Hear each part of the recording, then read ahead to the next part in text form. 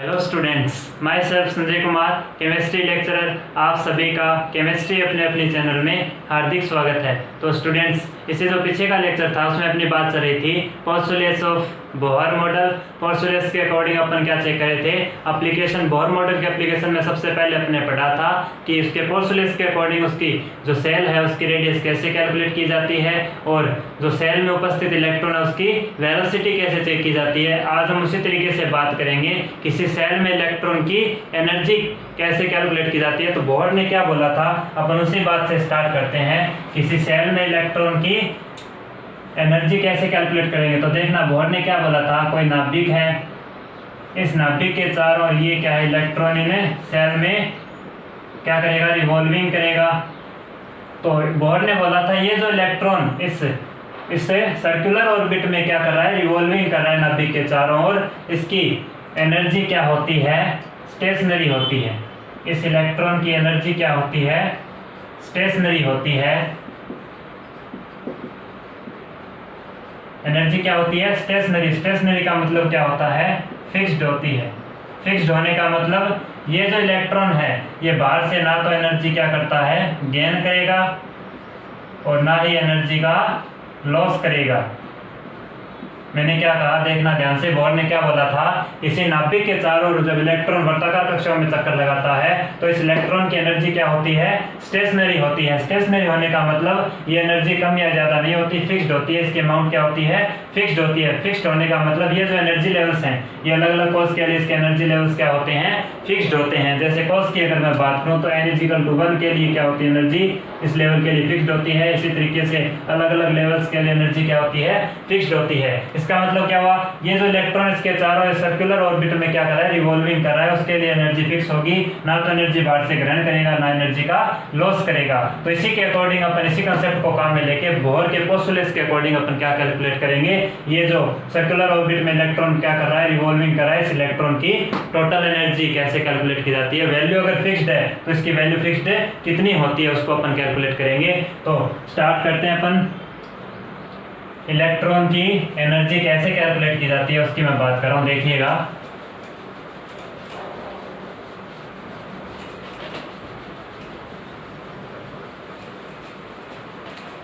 Step by step चलेंगे अपन, बिल्कुल easy है, ध्यान से समझते जाइएगा। एनर्जी पर बहुत बार क्वेश्चन एग्जाम में पूछे जाते हैं, कोरिलेट करके अपने क्वेश्चन एनर्जी पर दे देता है। बहुत इजी क्वेश्चन आते हैं, थोड़ा सा अपने को क्या करना होता है, उसमें ध्यान देना होता है। तो देखिएगा ध्यान से।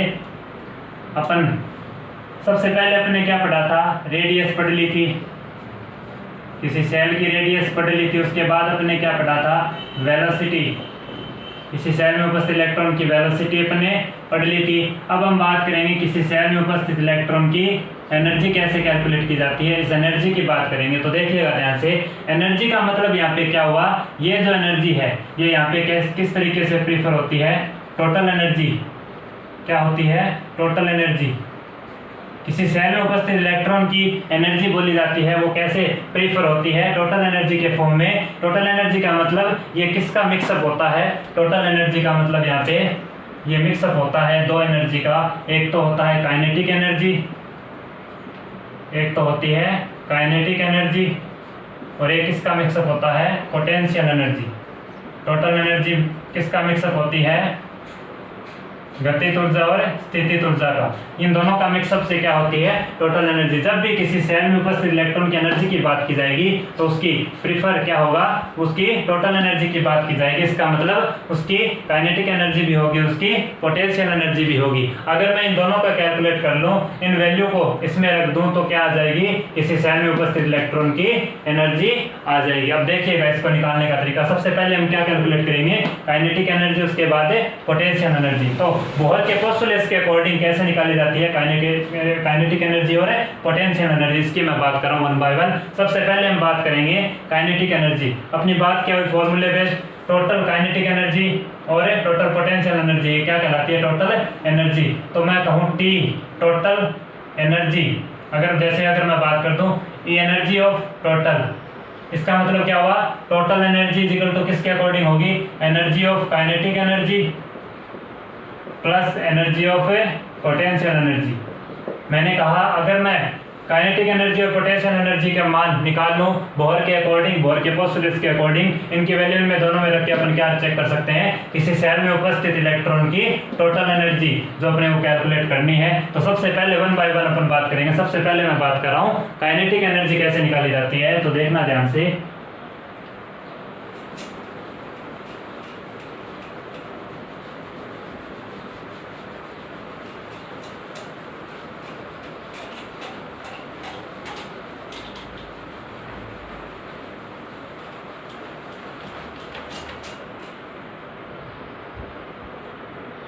तो ये तो क्या हो गया, टोटल एनर्जी होगी, किसी इलेक्ट्रॉन की टोटल एनर्जी का फॉर्मूला हो गया। काइनेटिक एनर्जी और पोटेंशियल एनर्जी का जो सम होगा वो क्या होगा, इस इलेक्ट्रॉन की टोटल एनर्जी होगी। अब मैं बात कर रहा हूँ, देखिएगा ध्यान से। मैंने कहा काइनेटिक एनर्जी की बात कर रहा हूँ मैं, किसकी, काइनेटिक एनर्जी। कोई इलेक्ट्रॉन किसी नाभिक के चारों ओर, जैसे मैं नाभिक की बात करूं तो देखिएगा ध्यान से, ये नाभिक हो गए, इसके चारों ओर ये क्या है, सेल हो गए। इस सेल में इलेक्ट्रॉन, इसका अगर मैं बात करूं, इस इलेक्ट्रॉन इसका द्रव्यमान कितना है, m है। अगर ये v वेग से क्या हो, v वेलोसिटी से क्या कर रहा हो, मूवमेंट कर रहा हो, इससे इस ऑर्बिट में, सर्कुलर ऑर्बिट में क्या कर रहा हो, रिवॉल्विंग कर रहा हो। तो इसका मतलब क्या हुआ, देखिएगा ध्यान से। काइनेटिक एनर्जी इसके लिए क्या बोली जाएगी, E kinetic energy is equal to क्या होता है, 1/2 mv²। काइनेटिक एनर्जी क्या बोली जाती है, अगर m द्रव्यमान का कोई पार्टिकल किस वेलोसिटी से, v वेलोसिटी से यहाँ पे क्या कर रहा हो, रिवॉल्विंग कर रहा हो, उसकी काइनेटिक एनर्जी क्या बोली जाती है, E kinetic energy is equal to होता है 1/2 mv²। अब देखिएगा ध्यान से, ये तो इसका फॉर्मूला हो गया। ये कैसे आई, इसकी मैं बात कर रहा हूँ। तो ध्यान से देखिए, बोहर की जो पोस्टुलेट्स है, बोहर के पोस्टुलेट्स ऑफ बोहर, उसके अकॉर्डिंग अपन बात करते हैं। देखिएगा ध्यान से, बोहर के पोस्टुलेट्स के अकॉर्डिंग उसने क्या बोला था, किसी नाभिक के, उसने क्या बोला था, जो नाभिक है उस नाभिक के चारों ओर कोई इलेक्ट्रॉन सर्कुलर ऑर्बिट में क्या कर रहा हो, चक्कर काट रहा हो या रिवॉल्विंग कर रहा हो, तो इन दोनों नाभिक और इलेक्ट्रॉन के बीच क्या लगता है, इलेक्ट्रोस्टैटिक फोर्स लगता है। इस इलेक्ट्रोस्टैटिक फोर्स लगता है। ये इलेक्ट्रोस्टैटिक फोर्स क्या प्रोवाइड कराता है, सेंट्रीपिटल फोर्स। तो मैंने कहा, बोहर ने क्या बोला था कि जब ये इलेक्ट्रॉन इस सर्कुलर ऑर्बिट में क्या करता है, रिवॉल्विंग करता है, तो नाभिक और इलेक्ट्रॉन के बीच अगर डिस्टेंस की अगर मैं बात करूं तो इसकी रेडियस कितनी है, r। तो इन दोनों के बीच क्या लगता है, आकर्षण लगता है, जिसको क्या बोला जाता है, आकर्षण बल लगता है, जिसको क्या बोला जाता है, इलेक्ट्रोस्टैटिक फोर्स। ये जो इन दोनों के बीच इलेक्ट्रोस्टैटिक फोर्स है, ये इलेक्ट्रोस्टैटिक फोर्स क्या प्रोवाइड कराता है, सेंट्रीपिटल अभिकेंद्रीय बल प्रदान करता है, जिसके कारण ये इलेक्ट्रॉन अपनी वर्ताकार कक्षाओं में चक्कर लगाता है। इसका मीनिंग क्या हुआ, देखिएगा ध्यान से। इलेक्ट्रोस्टैटिक फोर्स, इलेक्ट्रोस्टैटिक दो आवेशों के बीच में होता लगता है। तो देखिएगा ध्यान से, इलेक्ट्रोस्टैटिक फोर्स क्या बोला जाएगा, K। Q1 Q2 आवेश अपना कौन सा है, तो नाभिक पर आवेश। नाभिक पर आवेश मैंने बताया था क्या बोला जाता है, नाभिक पर आवेश कितना होता है, +ZE, और इलेक्ट्रॉन पर आवेश है E। तो Q1 और Q2 की वैल्यू यहाँ पे क्या होगी, ZE × E/r² is equal to centripetal force provide कराता है। उस सेंट्रीपिटल फोर्स की वैल्यू कितनी होती है, mv²/r। अब देखना यहाँ पे मैं क्या कर रहा हूँ, kZe²/r इज इक्वल टू क्या होगा, mv²। ये अपना फॉर्मूला, इसके अकॉर्डिंग अपने को कैलकुलेट करना है कि क्या कैलकुलेट करना है, इस पोस्टुलेट्स के अकॉर्डिंग अपने को काइनेटिक एनर्जी कैलकुलेट करनी है। इस r की जगह इस r से r एक r कैंसिल कर दूं तो ये फॉर्मूला आ जाएगा। अब देखिएगा ध्यान से, अगर इसको मैं काम में लेके क्या करूंगा, काइनेटिक एनर्जी कैलकुलेट करूंगा। ये जो एनर्जी आई है काइनेटिक एनर्जी, ये 1/2 mv² होती है। तो यहाँ पे देखना, इन दोनों को कोरिलेट करके मैं इसके आगे बात कर रहा हूँ। तो इसको आप पहले उतार लो।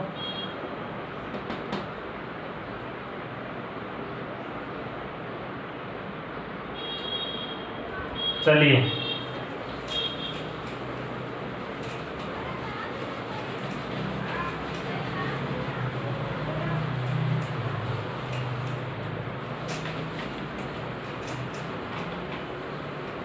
तो एक दूसरे को कोरिलेट करके अपन इसकी बात करते हैं। देखिएगा ध्यान से,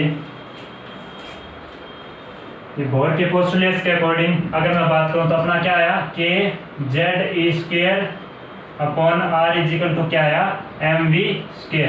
अब अगर मैं दोनों साइड क्या कर दूं, 1/2 से मल्टीप्लाई कर दूं, किससे मल्टीप्लाई कर रहा हूं देखिएगा ध्यान से, 1/2 और 1/2, इन दोनों पर कोई प्रभाव नहीं पड़ेगा। अगर दोनों साइड LHS और RHS दोनों साइड में क्या है, सेम वैल्यू मल्टीप्लाई हो रही है, तो दोनों पर कोई फर्क नहीं पड़ेगा। यहाँ पे भी 1/2 और यहाँ पे भी 1/2। अब देखिएगा ये जो फॉर्मूला है 1/2 mv², ये अपने क्या बोला था, 1/2 mv²। देखिएगा ध्यान से, 1/2 mv² क्या थी, किसी सेल में उपस्थित इलेक्ट्रॉन की काइनेटिक एनर्जी। तो इसको क्या बोलेंगे, energy of kinetic energy, energy of kinetic energy बोल सकता हूं। तो यहाँ पे अपन इसको कैसे लिखेंगे, एनर्जी ऑफ काइनेटिक एनर्जी अपनी कैलकुलेट हो गई। Energy of kinetic energy equal to क्या हो गया, 1/2 k ZE²/R। तो ये किसका फॉर्मूला हो गया, काइनेटिक एनर्जी का फॉर्मूला हो गया। जब टोटल एनर्जी में अपने को क्या क्या आती है, एक तो काइनेटिक एनर्जी आती है, पोटेंशियल एनर्जी आती है। सबसे पहले अपन ने क्या कैलकुलेट कर ली, काइनेटिक एनर्जी कैलकुलेट कर ली। अब अपन क्या चेक करेंगे, पोटेंशियल एनर्जी कैसे कैलकुलेट होगी, उसके बाद इन दोनों की वैल्यू अपन रख देंगे और उसके बाद क्या आ जाएगी, सेल में उपस्थित इलेक्ट्रॉन की एनर्जी कैलकुलेट हो जाएगी। तो अब देखिए ये तो आ गई काइनेटिक्स एनर्जी। अब अपन बात करते हैं बोर के पोस्टुलेट्स के अकॉर्डिंग अपन किसकी बात करेंगे, पोटेंशियल एनर्जी कैसे निकाली जाती है। तो देखिएगा ध्यान से, स्टेप बाय स्टेप चलेंगे अपन, इसको ध्यान से समझते जाइएगा।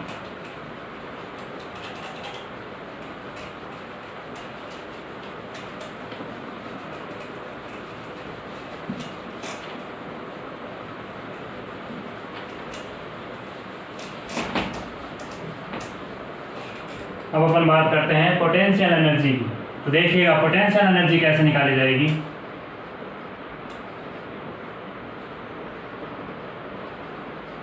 पोटेंशियल एनर्जी के लिए बोला जाता है जब कोई इलेक्ट्रॉन नाभिक के चारों ओर इन सेल में क्या करता है, रिवॉल्विंग करता है, चक्कर लगाता है, परिक्रमा करता है, तो यहाँ पे जो एनर्जी है, यहाँ पे जो एनर्जी या इस इलेक्ट्रॉन के द्वारा क्या होगा, कार्य होगा, क्या होगा, कार्य होगा। ये कार्य किसके फॉर्म में कंजर्व होगा, इस पोटेंशियल एनर्जी के फॉर्म में कंजर्व होगा। मैंने कहा कोई इलेक्ट्रॉन नाभिक के चारों इलेक्ट्रॉन चक्कर लगाता है, तो इसके कारण क्या होगा, जब इलेक्ट्रॉन चक्कर लगाता है तो यहाँ पे कार्य होगा। इसका मतलब ये जो इलेक्ट्रॉन की डायरेक्शन है, ये जो इलेक्ट्रॉन की डायरेक्शन v वेलोसिटी से ये क्या करेगा, यहाँ से रिवॉल्विंग करेगा।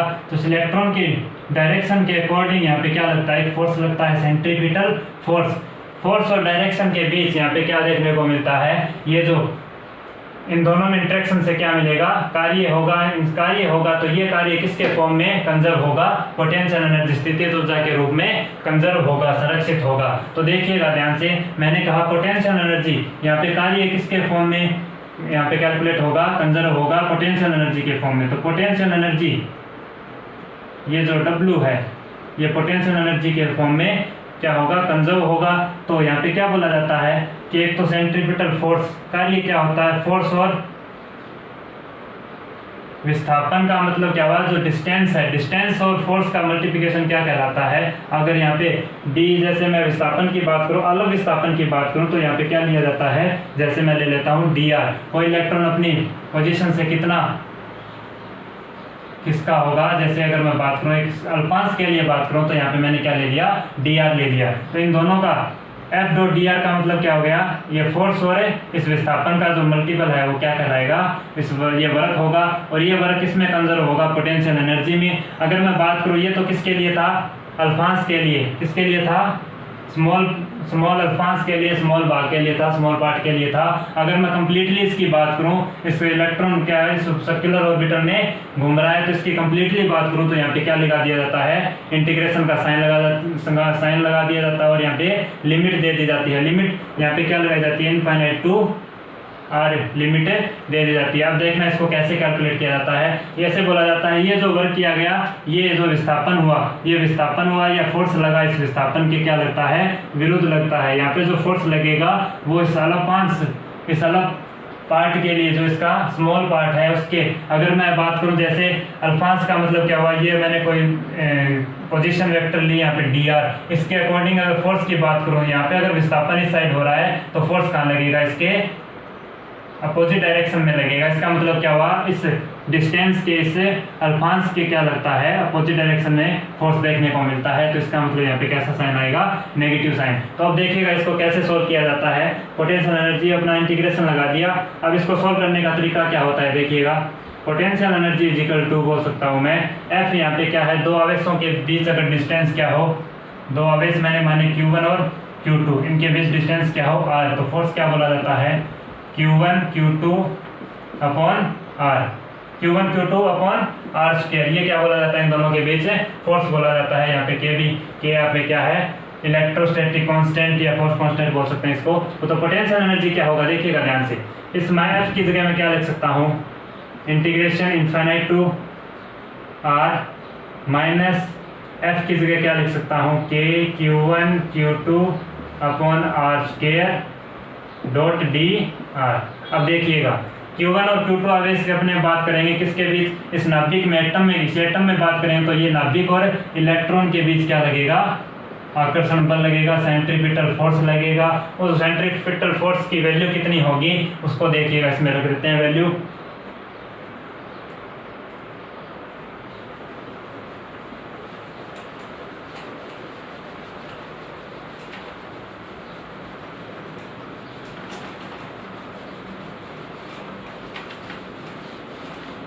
तो देखिएगा यहाँ पे Q1 और Q2 की वैल्यू अगर मैं बताऊं तो नाभिक पर आवेश कैसा होता है, प्लस ZE, और इलेक्ट्रॉन पर आवेश E होता है। इन दोनों के बीच Q1 और Q2 आवेश की अगर मैं बात करूं तो एक तो ZE हो गया, एक E हो गया। इस यहाँ पे वैल्यू रख देते हैं। तो पोटेंशियल एनर्जी किसमें कैलकुलेशन करते हैं, पोटेंशियल एनर्जी अपन वैल्यू रख देते हैं कि Q1 Q2 आवेश नाभिक और इलेक्ट्रॉन पर आवेश अपन कैलकुलेट करते हैं। नाभिक पर आवेश कितना होता है, ZE अपना क्या हो गया Q1, और इलेक्ट्रॉन पर आवेश कितना हो गया, -E। तो देखना मैंने कहा इसके इंटीग्रेशन अपन कर देंगे, और लिमिट क्या लगाई थी, इनफाइनाइट टू r लिमिट लगाएंगे। और यहाँ पे जो वर्क हो रहा था, जो इलेक्ट्रॉन किस ऑर्बिटर में क्या कर रहा था, रिवॉल्विंग कर रहा था, वो जो वर्क होगा उस विस्थापन के क्या होगा, अपोजिट होगा। उसका मतलब यहाँ पे साइन कैसा आएगा, नेगेटिव साइन आएगा। तो KZE डॉट Q1 Q2 की वैल्यू ZE और -E लिख दी अपने। अब अपन क्या करेंगे, r स्क्वायर और dr। अब इसको कैलकुलेट करते हैं पोटेंशियल एनर्जी को, देखना ध्यान से। Potential energy is equal to क्या होगा, लिमिट अपनी क्या है, इनफाइनाइट टू r लिमिट है, माइनस और माइनस इसको मैं मल्टीप्लाई कर रहा हूँ कि ZE square upon r square dot dr। मैंने कहा इस -E और इस माइनस में अगर मल्टीप्लाई करेंगे तो क्या हो जाएगा, प्लस का साइन आ जाएगा। ये अपनी वैल्यू क्या हो जाएगी, पॉजिटिव हो जाएगी। अब देखना जो कांस्टेंट वैल्यू है उसको मैं बाहर ले लेता हूँ, उसके बाद इंटीग्रेशन करेंगे। तो इंटीग्रेशन के लिए देखना, अब ये जो इंटीग्रेशन किया है मैंने, इस इंटीग्रेशन के बाद कांस्टेंट वैल्यू को मैं बाहर ले लेता हूँ, KZ स्क्वायर। इंटीग्रेशन किसका होगा, जो वेरिएबल होगा 1/r स्क्वायर dr। ये क्या है, वेरिएबल, इनका अपन क्या करेंगे, इंटीग्रेशन करेंगे। तो एक बात बोली जाती है इंटीग्रेशन के लिए, कोई अगर अमाउंट जिसकी क्या होता है x की पावर n, इसका अपने को क्या करना है, इंटीग्रेशन करना है। तो कैसे किया जाता है, x की पावर n + 1 + n + 1, ये इंटीग्रेशन का फॉर्मूला होता है। ये अपने यहाँ पे काम आएगा, देखना कैसे आएगा। Potential energy is equal to क्या बोला जाता है, यहाँ पे क्या आएगा, KZE स्क्वायर, इस r स्क्वायर 1/r स्क्वायर को मैं कैसे लिख सकता हूँ, r की power -2 dr integration infinite to r। अब देखना r की पावर -2 का मतलब क्या हो गया, x की पावर n हो गया, x की पावर -2 हो गया फॉर्मूला। इसका मेरे को क्या करना है, इंटीग्रेशन करना है। तो मैं क्या करूँगा, x की पावर -2 + 1 अपॉन -2 + 1, इसी के अकॉर्डिंग अपन अप्लाई कर देंगे। तो यहाँ पे क्या आएगा, x की पावर -1/-1, इसी तरीके से यहाँ पे कर देंगे। x की जगह अपना क्या है, r है, तो क्या होगा फॉर्मूला, KZE स्क्वायर अपॉन बाद में देखना, इसको इंटीग्रेशन को सोल्व कर रहा हूँ मैं। तो यहाँ पे वैल्यू क्या आएगी, x की पावर -1, इसका मतलब r की पावर -1/-1। अपन लिमिट लगा देंगे इस पर, लिमिट क्या है, इनफाइनाइट टू r। अपने इंटीग्रेशन खोल लिया। अब देखना इंटीग्रेशन के बाद इसको सोल्व करने का तरीका कैसे होता है उसकी मैं बात करूँगा।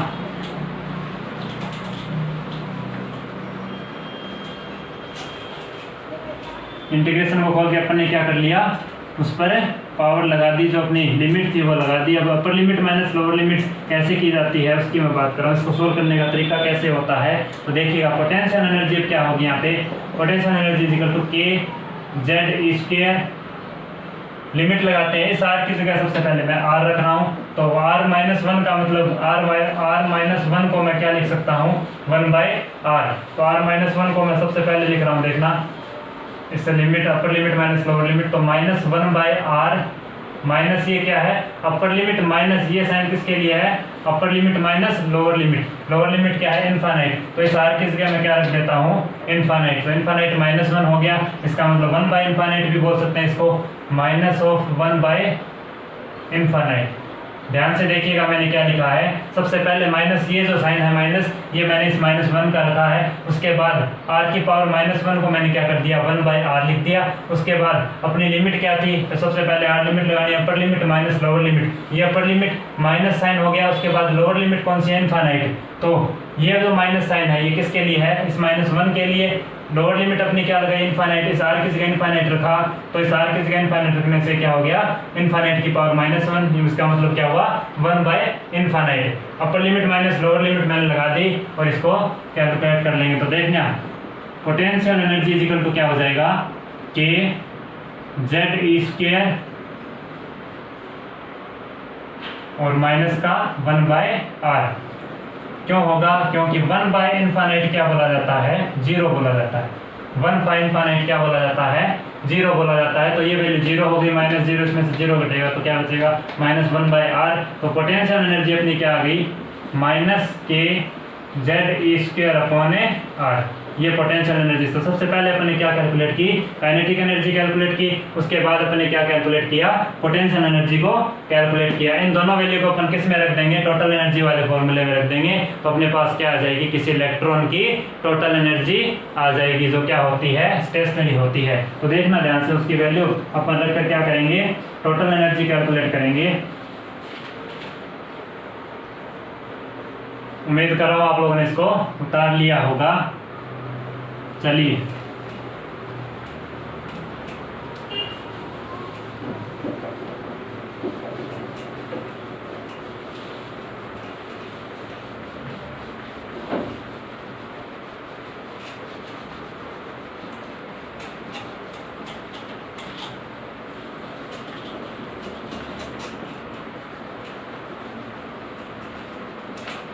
तो अपने पास काइनेटिक एनर्जी पोटेंशियल एनर्जी दोनों की वैल्यू आ गई। अपने को क्या कैलकुलेट करना है टोटल एनर्जी को कैलकुलेट करना है। अपने फॉर्मूले में इन दोनों की वैल्यू रखकर क्या कैलकुलेट कर लेंगे टोटल एनर्जी कैलकुलेट। तो देखिएगा ध्यान से,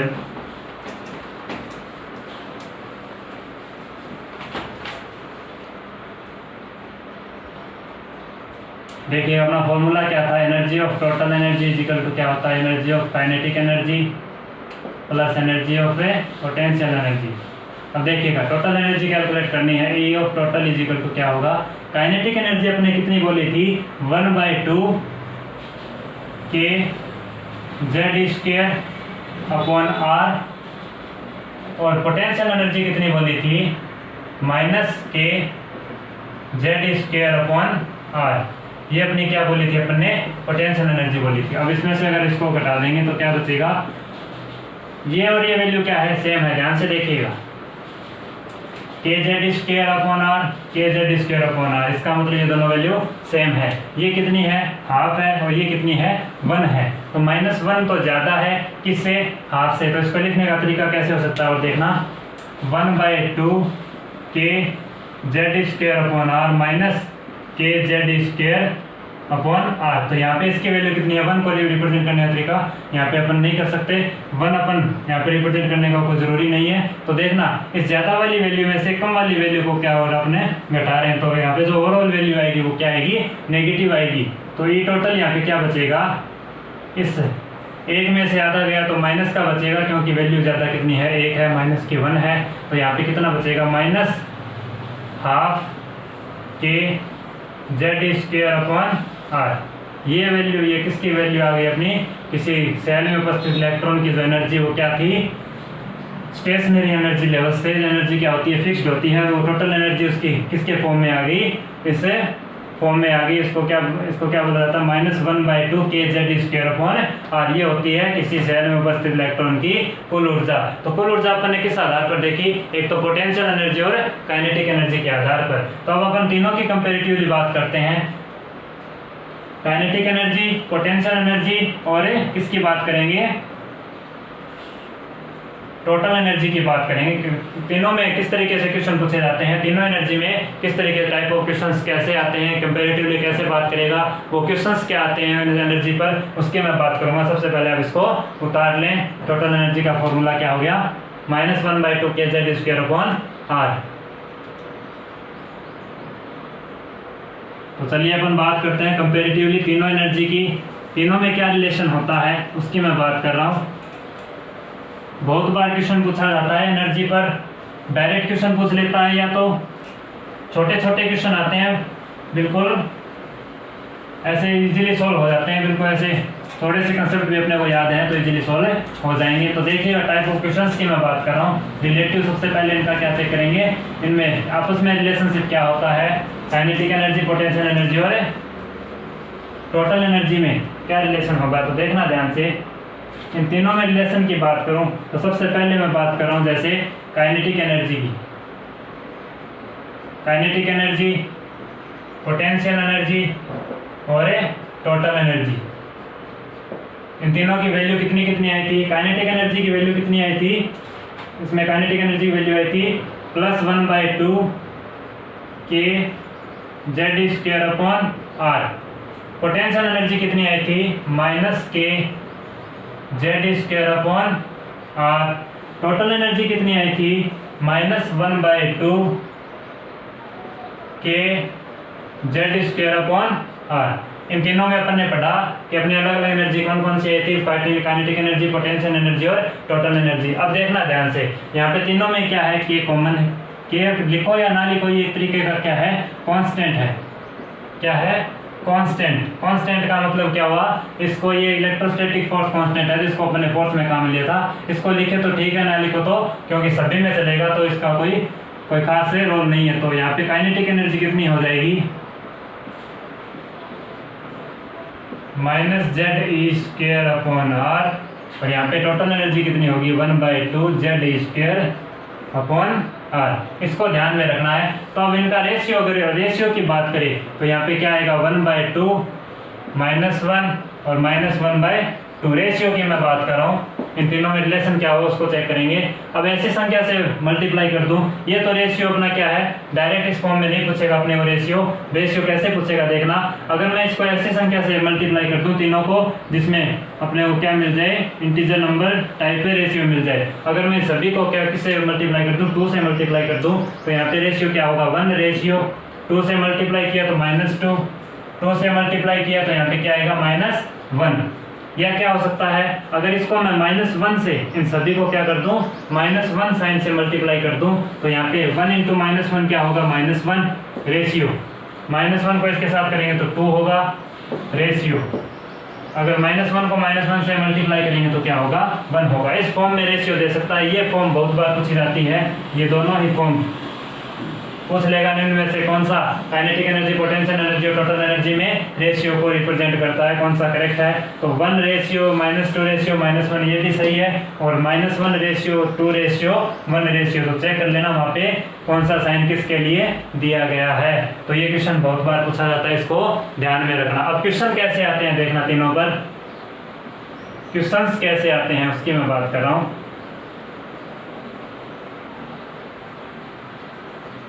उतार लिया होगा उम्मीद कर रहा हूँ। अब चलते हैं नेक्स्ट, क्वेश्चंस किस तरीके के आते हैं।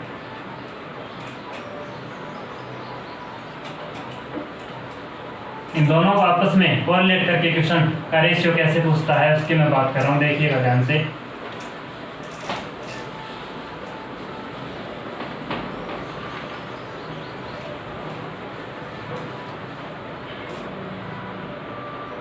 तो देखना क्वेश्चंस की मैं बात कर रहा हूँ। तो क्वेश्चन कैसे पूछेगा, एक तो या तो ये पूछेगा इलेक्ट्रॉन, ये जो एनर्जी है काइनेटिक एनर्जी और पोटेंशियल एनर्जी का क्या पूछ लेगा, टोटल एनर्जी का पूछ लेता है या काइनेटिक एनर्जी का क्या पूछ लेगा, रेशियो पूछ लेगा। तो रेशियो कितना होता है, काइनेटिक एनर्जी और टोटल एनर्जी का रेशियो कितना आएगा अपने पास है, -1 आएगा। क्यों आएगा, क्योंकि काइनेटिक एनर्जी कितनी बोली थे अपन ने, -1 रेशियो, इसमें कितना आया था 2, -1 रेशियो 2:1। तो काइनेटिक एनर्जी, पोटेंशियल एनर्जी और टोटल एनर्जी में रेशियो क्या आया था, -1:1। अपने किसकी बात की, ई काइनेटिक एनर्जी अपॉन ई टोटल एनर्जी। तो क्या आएगा, ई काइनेटिक एनर्जी कितनी है -1 और टोटल एनर्जी कितनी है 1, तो -1/1 कितनी आई, -1। इसी तरीके से energy of potential energy upon total energy, E total energy, इसका रेशियो कितना आएगा, पोटेंशियल एनर्जी कितनी है 2, टोटल एनर्जी कितनी है 1, ये रेशियो कितना आएगा 1 आएगा। इस तरीके से क्वेश्चन पूछ लिए जाते हैं, रेशियो पूछ लेता डायरेक्ट कई बार। अब क्या होगा देखना, एक तो पूछ लेता है इस टोटल एनर्जी में क्या पूछेगा, potential energy upon kinetic energy, E of kinetic energy, ये ई ऑफ क्या होगी, पोटेंशियल एनर्जी। तो यहाँ पे ई ऑफ पोटेंशियल एनर्जी कितनी है 2, काइनेटिक एनर्जी कितनी -1, तो यहाँ पे रेशियो क्या आएगा -2। तो इस तरीके से कंपैरेटिवली इन दोनों की अपने को रेशियो पूछ लेता है। In kinetic energy total energy का रेशियो -1, इनका 2 होता है, इनका -2 होता है। अब टाइप ऑफ क्वेश्चन की मैं बात करूँ तो टाइप ऑफ क्वेश्चन देखना ध्यान से, क्वेश्चन कैसे पूछा जाएगा। जैसे क्वेश्चन एक बार आया हुआ है नीट में क्वेश्चन आया हुआ है, एक एकल इलेक्ट्रॉन परमाणु में, एक एकल इलेक्ट्रॉन परमाणु में क्या पूछा गया क्वेश्चन, एक एकल इलेक्ट्रॉनिक परमाणु में इलेक्ट्रॉन की कुल ऊर्जा, इलेक्ट्रॉन की कुल ऊर्जा, इलेक्ट्रॉन की कुल ऊर्जा कितनी दे रखी थी उसने क्वेश्चन में, ए हो। अगर कुल ऊर्जा ए हो तो इसकी गतिज ऊर्जा व स्थितिज ऊर्जा बताओ, गतिज व स्थितिज ऊर्जा बताओ कितनी होगी। गतिज और स्थितिज ऊर्जा बतानी थी। क्वेश्चन में क्या दे रखा था कि एकल इलेक्ट्रॉन परमाणु में इलेक्ट्रॉन की कुल ऊर्जा ए दे रखी थी और उसकी गतिज और स्थितिज ऊर्जा अपने को चेक करना था। तो सबसे पहले अपन बात करें, क्वेश्चन में क्या दिया गया है, ई ऑफ टोटल एनर्जी कितनी दे रखी है, ए दे रखी है। अपने को क्या कैलकुलेट करना है, E of kinetic energy and, 1 minute का क्वेश्चन नहीं है, देखना ध्यान से, बहुत इजी होता है, बस क्वेश्चन पहचानना होता है वहाँ पर।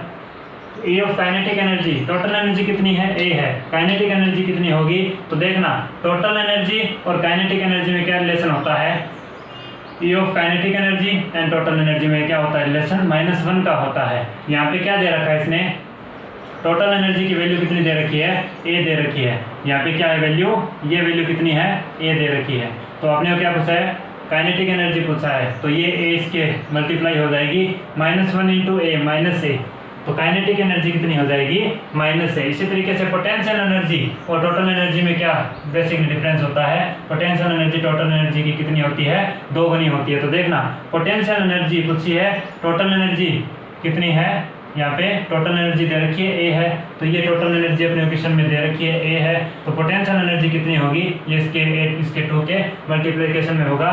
तो यहाँ पे पोटेंशियल एनर्जी कितनी आ जाएगी, तो ये अपने को डायरेक्ट टिक करने थे, -a एंड 2a। इस तरीके से सिंपल क्वेश्चन आते हैं, इसको इस कंपैरिजन के आधार पर अपन डायरेक्ट सॉल्व कर सकते हैं। इसको ध्यान में रखना है, इसको उतार लो क्वेश्चन को।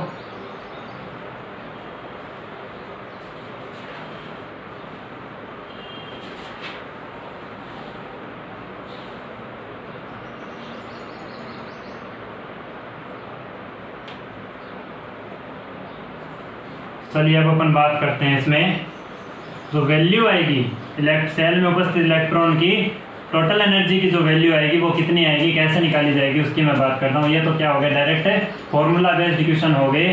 अब देखना वैल्यू बेस्ड इक्वेशन कैसे आते हैं उसकी अपन चर्चा करेंगे स्टेप बाय स्टेप।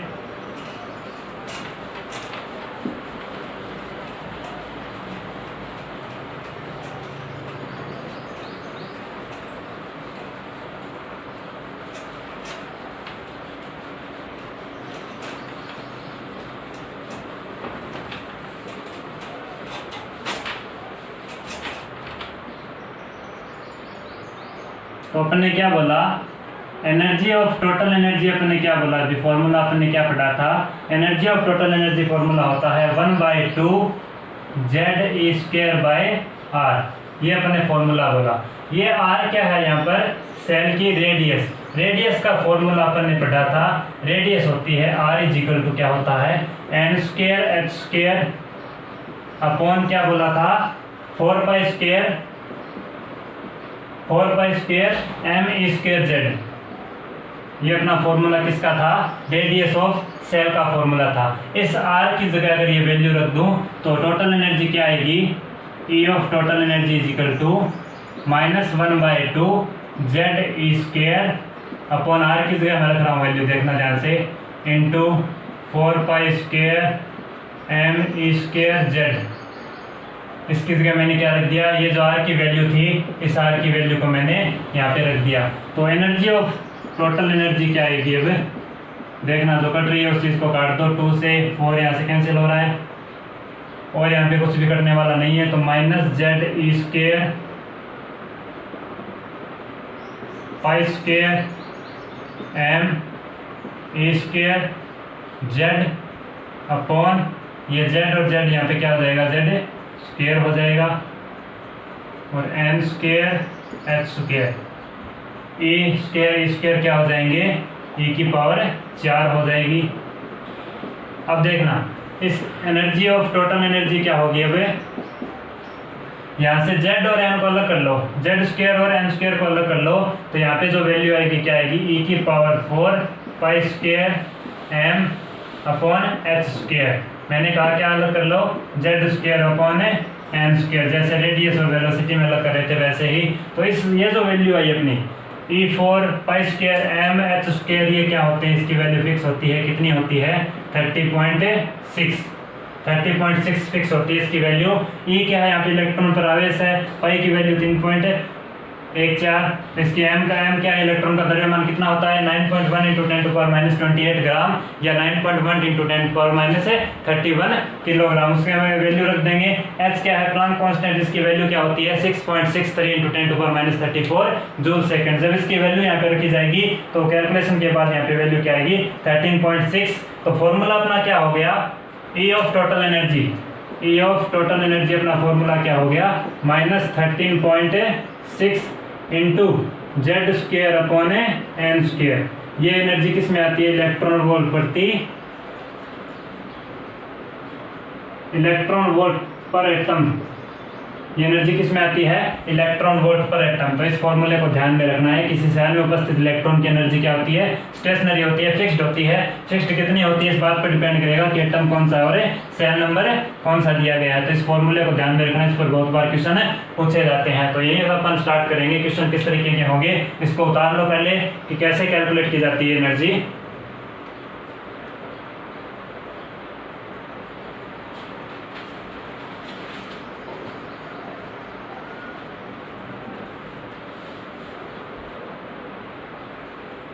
चलिए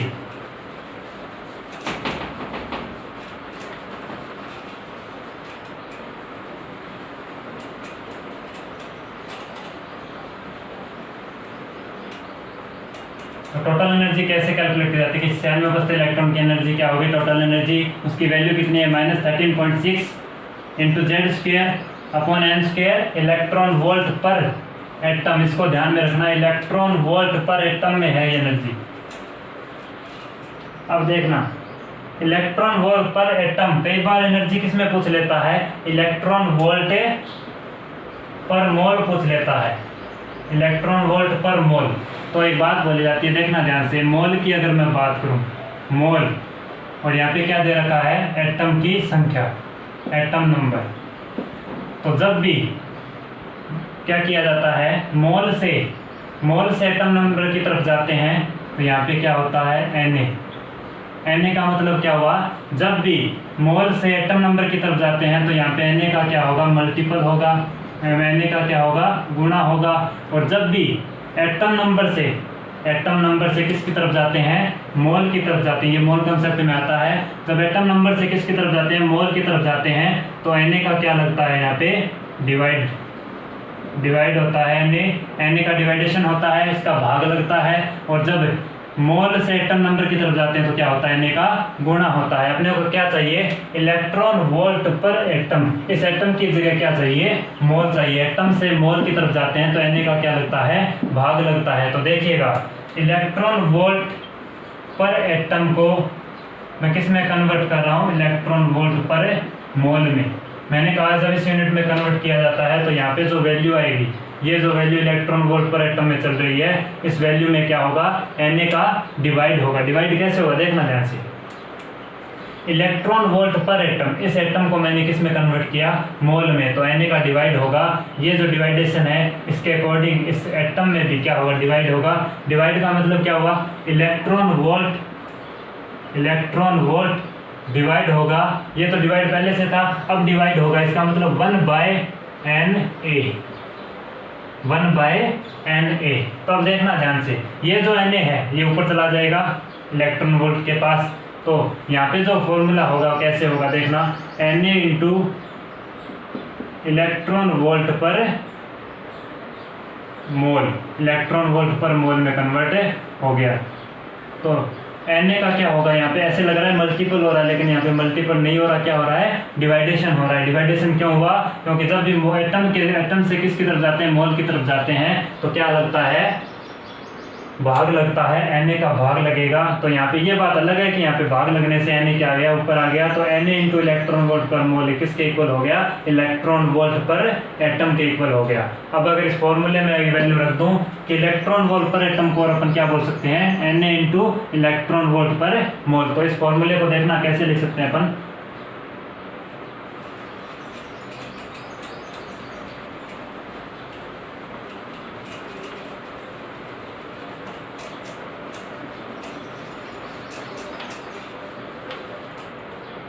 तो देखना ध्यान से, इस एनर्जी ऑफ टोटल एनर्जी को मैं कैसे लिख सकता हूँ, -13.6 into Z²/m² into Na electron volt पर मोल। इस तरीके से कैलकुलेट की जाती है। इस एनर्जी को अपन किसके फॉर्म में लिख दिया, इलेक्ट्रॉन वोल्ट पर मोल के फॉर्म में। डिफरेंस क्या है, Na का यहाँ पे क्या लग जाएगा, डिवाइडेशन लगेगा, जिसके कारण ये Na मल्टीपल में आ जाएगा इस वैल्यू के। तो इस फॉर्मूले को भी ध्यान में रखना है। कई बार एनर्जी अपने को किस में ना देखे, एटम इलेक्ट्रॉन वोल्ट पर एटम में ना पूछ के इलेक्ट्रॉन वोल्ट पर मोल में पूछ लेता है, तो Na से यहाँ पे क्या कर देना, इस वैल्यू को मल्टीप्लाई कर देना। इस तरीके से याद रखना, इसको उतार लो।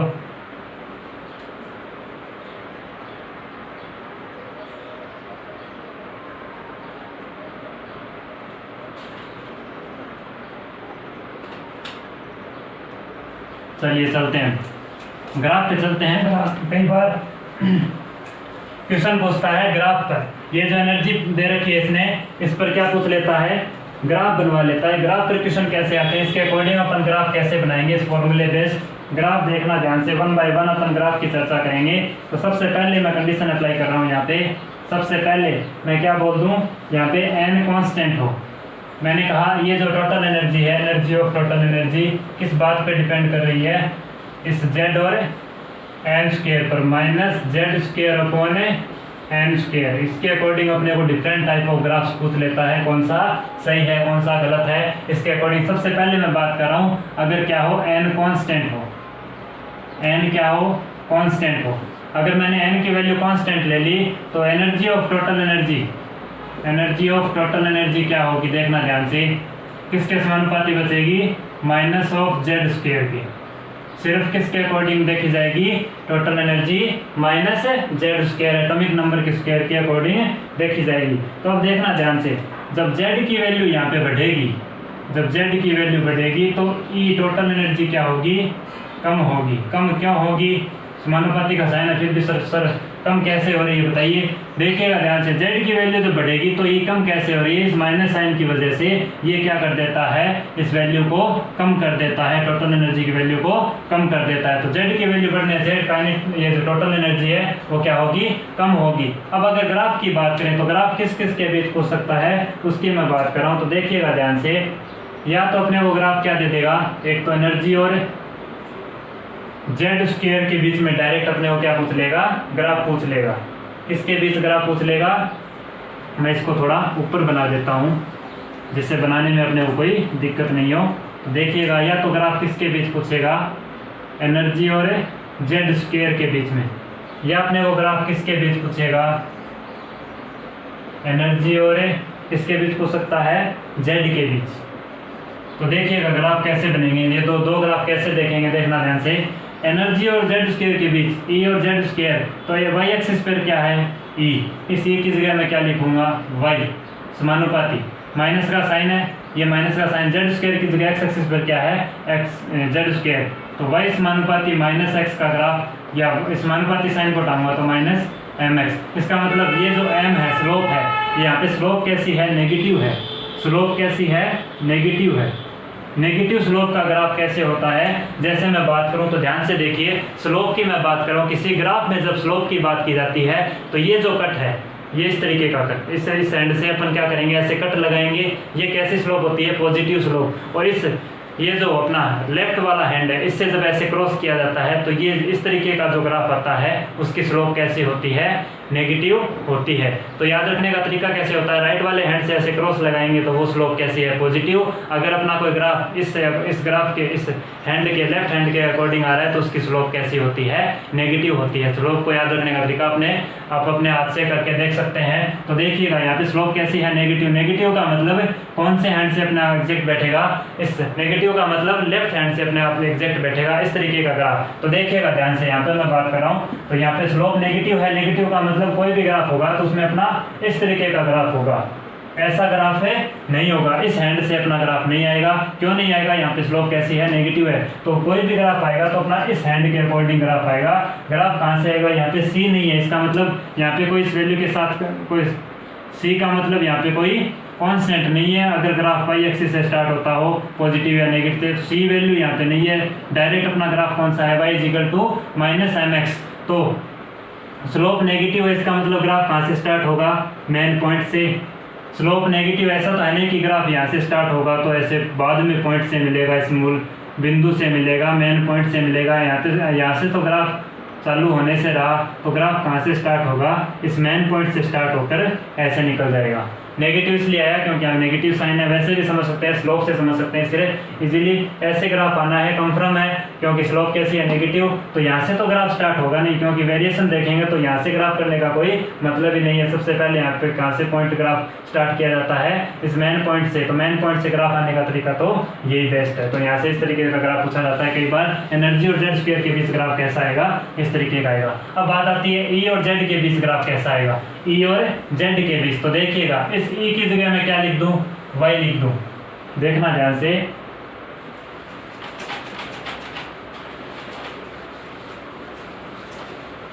इस ई की जगह मैं क्या लिख दूं, वाई लिख दूं। इस ई की जगह जो वाई एक्सिस पर है, ये एनर्जी कहाँ है, वाई एक्सिस पर, तो वाई समानुपाती माइनस साइन है ही।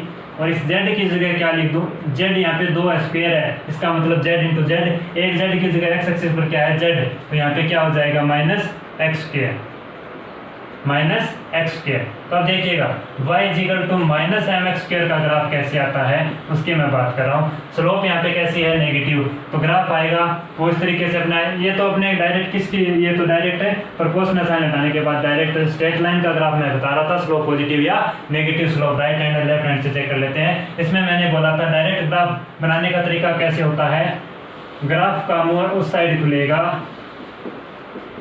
ग्राफ का मुँह है उस साइड खुलेगा जहाँ जिस पर पावर क्या हो। ये ट्रिक होती है डायरेक्ट, जहाँ पावर कम हो, जहाँ पावर क्या हो, कम हो। तो मैंने कहा ग्राफ का मुँह उस साइड खुलेगा जहाँ पावर कम लगी हुई हो। मैंने कहा ग्राफ इसमें y पर पावर कैसी है, y पर कौन है, एनर्जी है, इसकी पावर कितनी है, 1 है, और x पर पावर कितनी है, 2 है। तो ग्राफ उस साइड खुलेगा जहाँ पर क्या बनेगा, ग्राफ उस साइड, ग्राफ का मुँह उस साइड खुलेगा जहाँ पे क्या होगी, पावर कम लगी हुई। तो y पर पावर कितनी है, 1, इसका मतलब एनर्जी पर पावर कितनी है, 1 है, और इस z पर पावर ज़्यादा है। तो ग्राफ कहाँ खुलेगा, इस नेगेटिव, यहाँ से मूल बिंदु से अपने को क्या करना है, ग्राफ स्टार्ट करना है। नेगेटिव है, इसका मतलब इस पॉजिटिव वाले पर एनर्जी यहाँ पे क्या है, पॉजिटिव है। ये जो अपना निर्देशांक है, कोऑर्डिनेट है, ये पॉजिटिव है, एनर्जी का ये कौन सा है, नेगेटिव। यहाँ पे एनर्जी कैसी है, नेगेटिव है, तो ग्राफ यहाँ से नेगेटिव चलेगा। तो मैंने कहा एनर्जी यहाँ पे कैसी है, नेगेटिव दिखा रखी है, अपने को पता चल रहा है एनर्जी कैसी है, नेगेटिव है। तो यहाँ पे ग्राफ, मैंने कहा ग्राफ उसकी तरफ खुलेगा जहाँ पर क्या हो, पावर कम हो, जहाँ पावर कम हो, जिस अपने कोऑर्डिनेट पर पावर कम होगी उसकी तरफ ग्राफ खुलेगा। तो ये ग्राफ कम हुआ किसकी तरफ खुल रहा है, इस एनर्जी की तरफ। एनर्जी नेगेटिव है तो ये ग्राफ नीचे की तरफ चला जाता है, अगर एनर्जी पॉजिटिव होती तो ये ग्राफ है ऐसे पॉजिटिव ऊपर की तरफ चला जाता। तो ये अपना ग्राफ क्या है, करेक्ट है। ई और जेड में इस तरीके से ग्राफ बनाए जाते हैं। अगर एनर्जी की पावर यहाँ पे क्या है, कम है, इसकी तरफ एनर्जी की तरफ ग्राफ खुल गए। ये जो इसको बोला जाता है ग्राफ कम हुआ, ट्रिक होती है ये बनाने की। वैसे इससे कोई मतलब लेना देना नहीं होता कि ग्राफ कम हो साइड खुलेगा जहाँ पावर कम हो। किसी क्वेश्चन में अपने को पहचानना हो डायरेक्ट ई और जेड में ग्राफ सही कौन सा है, तो डायरेक्ट चेक कर लें, जिसकी घात कम है उसकी तरफ ग्राफ खुला हुआ मिलेगा, तो ये ग्राफ अपना क्या होगा, सही होगा। इसी तरीके से कुछ और ग्राफ्स की बात करता हूँ मैं। ये तो बात हो गई जब n कांस्टेंट है, जब n कांस्टेंट है तो क्या होता है उसकी मैंने बात कर ली, इसको आप उतार लें। उसके बाद अपन चेक करेंगे जब z कांस्टेंट हो तो उसके बाद e और n में कौन कौन से ग्राफ पूछे जाते हैं उसकी अपन बात कर लेते हैं। तो इसको उतार ले पहले आप।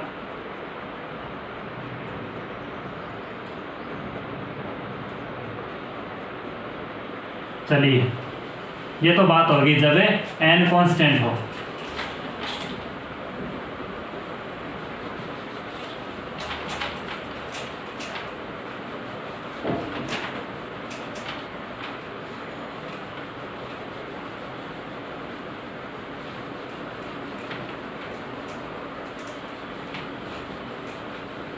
अब बात करते हैं सेकंड केस ले रहा हूँ इसमें, जब क्या हो, z कांस्टेंट हो, z क्या हो, कांस्टेंट हो। z कांस्टेंट होगा तो ये total energy, energy of total energy किस बात पर डिपेंड करेगी, सिर्फ -1/n² पर। किस पर डिपेंड करेगी, -1/n² पर। इसके अकॉर्डिंग ग्राफ क्या क्या पूछे जाएंगे, देखना ध्यान से। या तो ग्राफ किसके बीच पूछ सकता है, एनर्जी और n² के बीच, एनर्जी और किसके पूछ सकता है, 1/n² के बीच। या ग्राफ किसके बीच पूछ सकता है, एनर्जी और, सभी ग्राफ्स की बात कर रहा हूँ, एनर्जी और 1/n के बीच। या ग्राफ क्या पूछ सकता है, एनर्जी और n के बीच। तो देखना ध्यान से ग्राफ कैसे बनेंगे। तो मैं कह रहा हूँ सबसे पहले अपन ग्राफ किसके बीच चेक कर रहे हैं, e और 1/n² के बीच। e कहाँ पर है, y एक्सिस पर, 1/n² x एक्सिस पर। तो इसको मैं क्या कहता हूँ, y समानुपाती -1/n² की जगह मैं क्या रख सकता हूँ, x एक्सिस पर है तो y समानुपाती -x, y समानुपाती उठाएंगे तो -mx। y = -mx का ग्राफ कैसे होता है मैंने अभी बताया था, y = -x। इस मेन पॉइंट से स्टार्ट होगा, स्लोप कैसी है, नेगेटिव। तो लेफ्ट हैंड से अपन ऐसे करेंगे तो ग्राफ क्या होगा, ऐसे ही होगा। यहाँ से तो ग्राफ स्टार्ट नहीं होगा, क्योंकि अगर यहाँ से स्टार्ट होगा तो इस तरीके से कोऑर्डिनेट अपन नहीं काउंट कर सकते, इस ऐसा ग्राफ नहीं होता। जो यहाँ से स्टार्ट होगा, स्टार्ट कहाँ से होता है, या तो किसी एक्सिस के थ्रू होता है डायरेक्ट, या कहाँ से होता है, मेन पॉइंट से स्टार्ट होगा। तो स्लोप नेगेटिव है, इसका मतलब ग्राफ कैसा आएगा, ये ग्राफ अपना करेक्ट है। किसमें, e और 1/n² में। अब बात आती है 1/n और e में ग्राफ कैसा आएगा। 1/n और 1/n की जगह अगर मैं देखना ध्यान से यहाँ पे वैल्यू रख रहा हूँ, e कहाँ पर है, y एक्सिस पर, तो यहाँ पे y समानुपाती माइनस का साइन आ गया, 1/n। 1/n² का मतलब क्या आ गया, 1/n × n। इस 1/n कहाँ पर है, x एक्सिस पर है, तो 1/n की जगह मैं क्या लिख देता हूँ, x लिख देता हूँ। 1/n की जगह मैंने क्या लिख दिया, x। एक 1/n और बच गया, ये भी कहाँ पर है, x एक्सिस पर है। तो इसका मतलब क्या हुआ, y = -x²।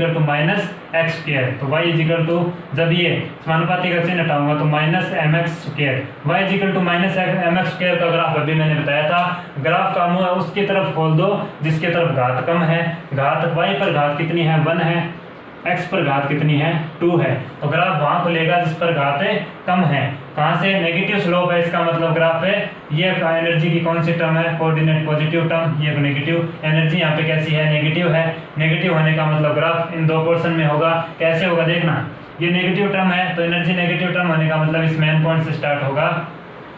मैंने कहा ग्राफ उसकी तरफ खोलना है जहाँ पे क्या हो, पावर कम हो। तो यहाँ पे पावर 2 है, यहाँ पे पावर 1 है। तो ग्राफ किसकी तरफ खोलेंगे, इस y वाले, y पर कौन है, एनर्जी। ये एनर्जी तो है नेगेटिव, एनर्जी नेगेटिव होने की वजह से ग्राफ कैसे खुल जाएगा, नेगेटिव एनर्जी की तरफ ग्राफ खुल जाएगा। तो ये अपना ग्राफ किसके बीच हो गया, e और 1/n के बीच। अब बात आ गई किसके बीच, चेक करना है एनर्जी और एन के बीच, ई और एन के बीच ग्राफ कैसे होगा। तो देखना ध्यान से, जो वाई एक्सिस पर है उसको क्या बोल दूं मैं, वाई 1/n, इस n की जगह क्या रख देना है, x रख देना है। x एक्सिस पर क्या है, n है, तो इस n की जगह क्या रख दूं मैं, 1/x। एक 1/n हो रहा है, इस n की जगह क्या रखूंगा, क्योंकि x एक्सिस पर n है, तो 1/x क्या हो जाएगा, 1/x²। इनके बीच अपने को क्या कैलकुलेट करना है, ग्राफ चेक करना है। तो ये क्या हो जाएगा, जब इसमें समानुपाती का साइन हटाऊंगा तो क्या हो जाएगा, -m/x²। इसका मतलब क्या हुआ, जब x की वैल्यू बढ़ेगी तो y की वैल्यू क्या होगी, बढ़ेगी। इसका मतलब क्या हुआ, x की वैल्यू बढ़ रही है तो y की वैल्यू भी बढ़ेगी। देखना ध्यान से, क्यों बढ़ेगी, क्योंकि यहाँ पे नेगेटिव साइन है, इसका मतलब एनर्जी क्या है, नेगेटिव है। एनर्जी का जो कोऑर्डिनेट है, ये एनर्जी का कोऑर्डिनेट कैसा है, पॉजिटिव, ये एनर्जी का कोऑर्डिनेट है नेगेटिव है। इसके अकॉर्डिंग अपना फॉर्मूला बेस्ड ये कैसा साइन, एनर्जी कैसी है, नेगेटिव। इसका मतलब ग्राफ कहाँ पे बनेगा, इस पोर्शन में बनेगा, इस कोऑर्डिनेट में बनेगा। तो देखना एनर्जी नेगेटिव है, इसका मतलब क्या हुआ, जब y की वैल्यू बढ़ेगी तो जब x की वैल्यू बढ़ेगी तो y की वैल्यू भी बढ़ेगी। किसके कारण, यहाँ पे नेगेटिव साइन होने के कारण। तो मैंने कहा जब इस x और y की कंपैरिजन किससे कर लूँ मैं, n और e से कर लूँ। तो जब मैंने कहा नंबर ऑफ सेल बढ़ेंगे तो एनर्जी क्या होगी, बढ़ेगी। कंडीशन क्या है, y = -m/x²। तो देखना अब ग्राफ कैसे बनेगा। मैंने कहा जब n की वैल्यू बढ़ेगी तो e भी बढ़ेगा। n की वैल्यू बढ़ने का मतलब क्या है, देखिएगा ध्यान से। यहाँ पे एनर्जी की बात करूँ, यहाँ से अपन ग्राफ स्टार्ट करेंगे तो दोनों में एनर्जी क्या हो रही, बढ़ रही है। तो n की ये जो एनर्जी की वैल्यू नेगेटिव में जितनी ज़्यादा होगी उतनी कम होगी, तो एनर्जी बढ़ने से n की वैल्यू भी क्या होती जाती है, बढ़ती जाती है। देखिएगा ये n की वैल्यू भी बढ़ रही है, एनर्जी भी क्या हो रही है, तो एनर्जी बढ़ती है तो n की वैल्यू भी क्या होती है, बढ़ती जाती है। तो एनर्जी बढ़ने से n की वैल्यू भी बढ़ती जाती है। तो यहाँ पे मैंने कहा ये जो कोऑर्डिनेट है इसमें एनर्जी क्या थी, नेगेटिव थी, तो अपना ग्राफ कहाँ बनेगा, इस तरीके से इस कोऑर्डिनेट में बनेगा, जिसमें अपने बताया कि एनर्जी बढ़ने से, नंबर ऑफ सेल बढ़ने से एनर्जी भी बढ़ेगी। इस कंडीशन में जब एनर्जी और एन के बीच ग्राफ खींचेंगे तो जैसे जैसे एनर्जी बढ़ती जाएगी वैसे वैसे नंबर ऑफ सेल बढ़ेंगे, वैसे वैसे एनर्जी भी क्या होती जाएगी, बढ़ती जाएगी। तो इस बात को ध्यान में रखना है इसको। और लास्ट में ये क्या हो जाएगी, कॉन्स्टेंट हो जाएगी। यहाँ पे लास्ट में जाकर अधिकतम, दोनों में एन और ई की वैल्यू अधिकतम हो जाएगी यहाँ पे। तो ये बात होगी इससे इन दोनों के बीच ग्राफ की। किस तरीके के टाइप ऑफ ग्राफ पूछे जा सकते हैं, ई या 1/n² के बीच, ई या 1/n के बीच, और ई या n के बीच किस तरीके के ग्राफ बनते हैं। इसमें पूछ लेता है कौन सा ग्राफ सही है और कौन सा ग्राफ गलत, अपने को टिक करना होता है डायरेक्ट। तो मैंने ग्राफ समझा दिए, अलग अलग ग्राफ क्या क्या पूछ सकता है, कंडीशन अप्लाई कर दी जब n कांस्टेंट हो या जब nz कांस्टेंट हो। तो ये तो बात हो गई अपनी एनर्जी की। इस पर किस तरीके के क्वेश्चन पूछे जाते हैं, टाइप ऑफ क्वेश्चंस की अपन बात करेंगे। अपना जो फॉर्मूला था -13/6 13.6 इंटू Z²/n² इलेक्ट्रॉन वोल्ट पर एटम, उस पर क्वेश्चन कैसे पूछे जाते हैं। किसी एटम के लिए अपने को सेल दे देगा, एटॉमिक नंबर अलग अलग एटम के लिए अलग अलग हो जाएंगे, तो क्वेश्चन उस पर कैसे पूछे जाएंगे उसकी अपन चर्चा करेंगे नेक्स्ट लेक्चर में। तो अभी तक मैंने आपको जितना एनर्जी में पढ़ाया उसमें किसी भी तरीके की आपको कोई भी दिक्कत आ रही हो तो प्लीज़ कमेंट बॉक्स में जाके कमेंट करके ज़रूर बताएं। अगर ये लेक्चर आपको अच्छा लगे तो please like and subscribe. Thank you.